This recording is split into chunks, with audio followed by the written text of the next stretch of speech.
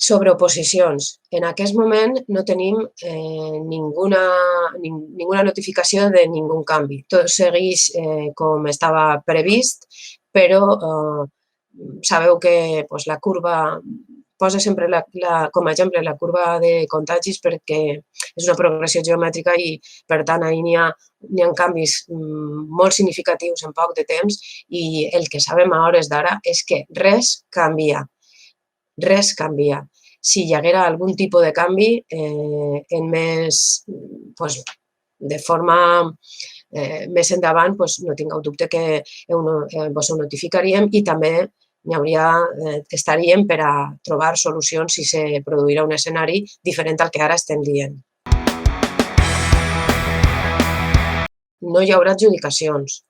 L'atenció a l'alumnat es fa en l'actual plantilla que està al centre i en cas de que hi hagi alguna baixa, la mateixa plantilla hauria d'organitzar-se per tindre l'atenció l'alumnat que estiguera al càrrec de la persona que no estaria d'alta.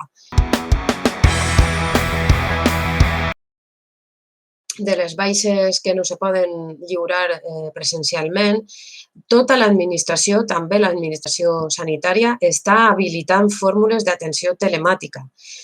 Si consulteu els vostres centres de salut, segurament vos facilitaran com és el canal per a la renovació de les baixes i el seu enviament telemàtic a l'empresa. Haurem d'esperar a instruccions que se puguen dictar des de la Conselleria d'Educació per veure si hi ha algun tipus d'afectació o ja se considera que, com que les dates estaven ja bastant avançades, hi hagi una suspensió o se considere que ha acabat el període de pràctiques. Però això s'haurà de dictaminar des de la Conselleria d'Educació i estarem a l'espera del que puguen notificar al respecte. He de clicar classe impartida en Ítaca? La resposta és no.